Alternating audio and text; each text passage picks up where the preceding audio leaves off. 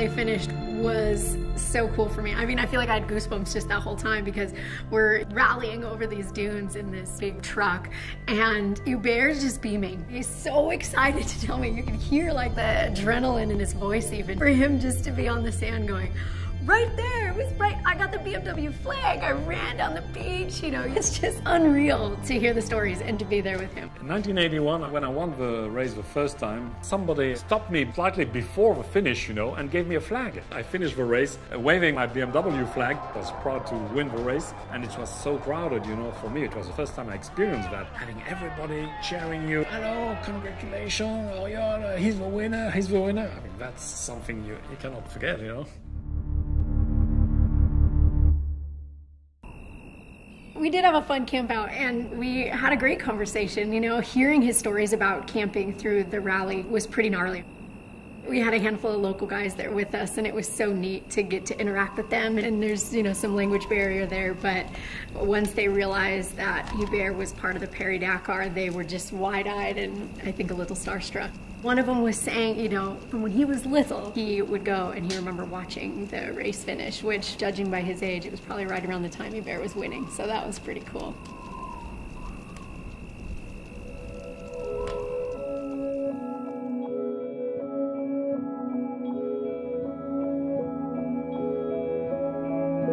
For me, it's a really nice moment to share all those adventures I've been spending in Dakar. Joy is looking at that with new eyes, you know, so it's nice to tell her the story, and all those moments, all those places are so full of emotion, so even 30 years later, it's the same.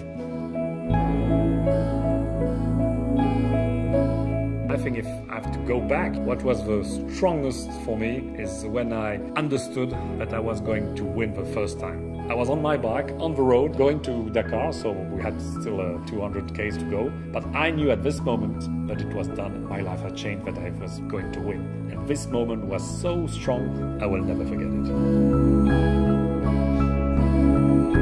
I can see that for Hubert, it's less about the accomplishments and it's less about finishing the race and being a star and all the ladies love him. It's that moment, you know, you bookmark these moments throughout your life that move you. And it's probably what continues to drive us is you're constantly looking for those moments. I want to say that the legacy Hubert leaves behind is one of living an adventurous life, being spontaneous, finding what moves you and driving towards that. And I think it can be even outside of motorsports, whether you're on 2 wheels or 4 or not involved in it at all. It's just about being driven by emotion.